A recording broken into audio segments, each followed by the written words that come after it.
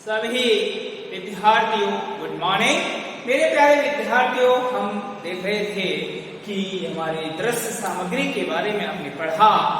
आपने देखा श्यामपट्ट, चार्ट और मॉडल, चुंबकीय पटल, इन सब के माध्यम से अध्यापक और टीचर ट्रेनिंग अपने पाठ को रुचिकर बनाता है और वह इस प्रकार से बच्चों को सिखाने के लिए तैयार करता है कि बच्चे उस कार्य को ठीक प्रकार से कर सके, उस कार्य को ठीक प्रकार से सीख सके। साथ साथ आप देखिए, अगला इसके बाद आता है प्रदर्शन पटल, यानी प्रदर्शन पटल। ये जो है एक दृश्य सामग्री है। इस सामग्री के माध्यम से विद्यार्थी जब डिस्प्ले बोर्ड पर, यदि हम क्या है ये प्रदर्शन पटल, डिस्प्ले बोर्ड, यानी कोई भी ऐसी चीज जो डिस्प्ले बोर्ड पर प्रदर्शित की जाती है, हम यहाँ पर प्रोजेक्टर के माध्यम से स्लाइड को डिस्प्ले बोर्ड पर प्रदर्शित करते हैं।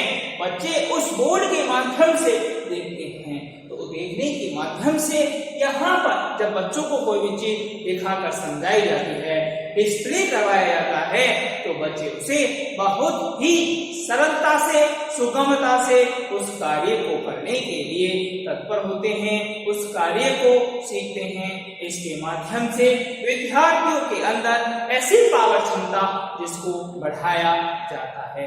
इसके बाद आता है चित्र। चित्रों के माध्यम से भी हम बच्चों के अंदर वस्तुओं के बारे में, जानवरों के बारे में, मनुष्य के बारे में, व्यक्तियों के कार्यों के बारे में, ये भी हम बच्चों को समझा सकते हैं। कई ऐसे चित्र होते हैं जिन्हें हम हमारे हाथों से बनाते हैं, कई ऐसे चित्र होते हैं जिन्हें हम बाजार से भी खरीद कर ला सकते हैं। इन सब के माध्यम से हम विद्यार्थियों को हमारी जो पाठ का प्रकरण है उसको सिखाने में भी चित्र बहुत ज्यादा सहायता करता है। इसके बाद आता है स्लाइड। आप देखिए, ये जो स्लाइड होती है, इस स्लाइड के माध्यम से भी विद्यार्थियों के अंदर हम दृश्य जो कौशल होता है उसको बढ़ाने का काम भी दृश्य स्लाइड करता है। इसके माध्यम से विद्यार्थियों के अंदर पाठ की जो पठन कौशल क्षमता होती है, दृश्य कौशल होती है, उसको भी हम बढ़ाने का कार्य यहाँ पर किया जाता है। इसके बाद ग्राफ। आप देखिए, ग्राफिकल जो चीजें होती हैं, जो बच्चे का जो प्रोग्रेस होता है उसे हम ग्राफ के माध्यम से प्रदर्शित करते हैं। बच्चे ग्राफ के माध्यम से उस चीज को सीखने में तत्पर होते हैं और उस कार्य को सीखते हैं, जिनके माध्यम से हम बच्चों को वो चीज सिखा सकते हैं। और ग्राफ के माध्यम से बालक की प्रोग्रेस हम प्रतिशत के रूप में भी दर्शा सकते हैं। यदि हम बालक को किसी भी जनसंख्या के बारे में यदि बताना चाहते हैं तो हम ग्राफ के माध्यम से बच्चों का, यदि हम उपलब्धि स्तर बताना चाहते हैं तो हम ग्राफ के परसेंटेज के आधार पर दिन प्रतिदिन बालक की जो प्रक्रिया है कि बालक प्रत्येक दिन में कितना प्रोग्रेस कर रहा है, उसका हम ग्राफ के माध्यम से बच्चों को समझा सकते हैं। इसके बाद आता है फ्लैश कार्ड। फ्लैश कार्ड, आप देखिए कि ये जो फ्लैश कार्ड है, हमारे बौद्धिक क्षमता वाले जो बालक हैं इनके लिए बहुत ही सहायक सिद्ध होते हैं। इनके माध्यम से यहाँ पर टीचर ट्रेनिंग जो होता है वह व्यक्तिगत शैक्षणिक कार्यक्रम, सामूहिक शिक्षण, इनमें क्या कर सकता है, बच्चों के अंदर रुचि उत्पन्न करता है और बच्चों को व्यक्तिगत कौशलों को सिखाने के लिए इस प्रकार के जो प्रकरण हैं फ्लैश कार्ड के माध्यम से बच्चों को वो सभी चीजें सिखा सकता है जो वह बच्चों को सिखाना चाहता है, जिसकी बच्चों को आवश्यकता होती है और जो बच्चे सीखना चाहते हैं। इसके बाद आप देखिए कि और कौन से दृश्य सामग्री है जिनके माध्यम से हम विद्यार्थियों के अंदर जो उनकी सीखने की जो पावर क्षमता है उसको हम बढ़ा सकते हैं। इसके बाद आप देखिए वास्तविक वस्तु। वास्तविक वस्तु यानी रियल ऑब्जेक्ट। क्या? Real object. रियल ऑब्जेक्ट के रूप में हम विद्यार्थियों को ऐसी चीजों की पहचान करा सकते हैं जो रियल अवस्था में होती है। यदि हमें सब्जियों की बात की जाए, पक्षियों की बात की जाए, तो हम यहाँ पर कुछ ऐसी चीजें हैं जैसे सब्जी, फल, ये हम बालकों को रियल रूप में लाकर बालकों को हम सिखा सकते हैं। पेन की पहचान, बच्चे की जो आसपास की जो चीजें हैं, कक्ष के अंदर जो सामग्रियां शिक्षण के दौरान उपयोग में लाई जाती है, उनका यहाँ पर अध्यापक उनका उपयोग करते हुए बालकों को समझाने का प्रयास करता है। इसके बाद आता है मानचित्र। मानचित्र जो होता है, इसके माध्यम से भी हम बालकों को क्या कर सकते हैं कि हमारे राजस्थान की भौगोलिक स्थिति, नदियां, इनके बारे में और ऐसी भारत की जो भौगोलिक स्थिति है, इसके बारे में भी हम बच्चों को समझा सकते हैं। साथ ही साथ हमारे राजस्थान के जो जिले हैं, इनके बारे में भी हम बालकों को सिखा सकते हैं। मानचित्र, ग्लोब के माध्यम से भी हम बच्चे को हमारी पृथ्वी की जानकारी बता सकते हैं, दिन रात कैसे बनते हैं और ऋतुओं के बारे में हम बालकों को सिखा सकते हैं। फिर आता है, आप देखिए कि चलचित्र खंड,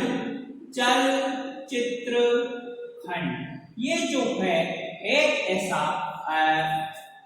यानी फिल्म जो है, फिल्म स्क्रिप्ट, यानी यहाँ पर जो फिल्म स्क्रिप्ट आती है, इनके माध्यम से हम बच्चों को सिखा सकते हैं कि जैसे आपने कोई भी फिल्म का जो स्क्रिप्ट लिया, जैसे हम बच्चों को कहानियों के बारे में सिखाते हैं, वहां पर जो कहानियां होती है, खट्टे अंगूर वाली जो कहानी है और बंदर वाली है कि दो बिल्ली और एक बंदर, लालची कुत्ता और प्यासा कौवा, और जो है इन सब की कहानियां या कोई भी मोरल शिक्षाप्रद कहानियां हम बच्चों को यहाँ पर चलचित्र यानी फिल्म के जो चित्र हैं, उनके माध्यम से हम बच्चों को ऐसी कहानियां चलचित्र खंड के माध्यम से हम बच्चों को सिखा सकते हैं। इससे क्या होगा कि बच्चों के अंदर ऐसे कौशलों को सीखने के लिए बच्चे तैयार होंगे और उन कौशलों को सीखने के लिए बच्चे क्या होंगे? तत्पर होंगे। ये तो हुए हमारी जो दृश्य सामग्री है कि हम किस प्रकार से बच्चों को दृश्य सामग्रियों के माध्यम से हम बच्चों को सिखा सकते हैं। इसके बाद आता है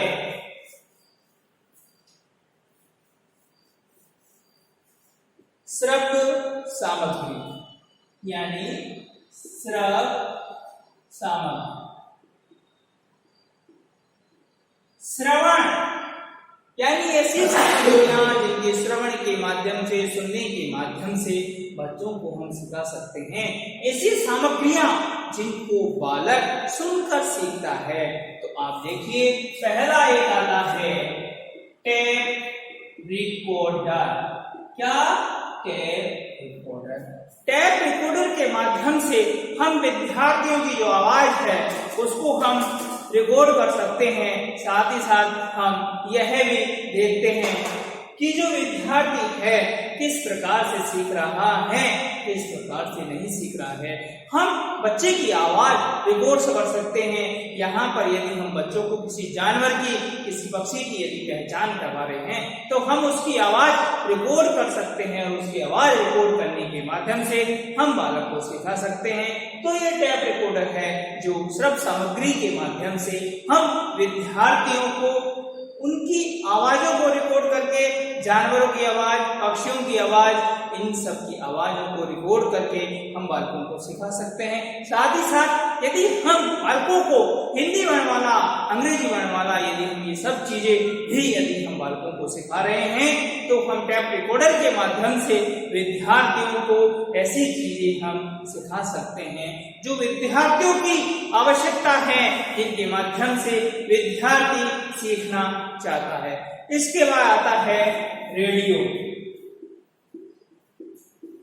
एक होता है रेडियो, इसमें बच्चे को हम सुनकर रेडियो में हर चीजें सुनी जाती है। यहाँ पर जो भी रेडियो में जो भी समाचार आते हैं, समाचारों के माध्यम से हम विद्यार्थियों के अंदर श्रवण कौशल क्षमता है उसको बढ़ा सकते हैं।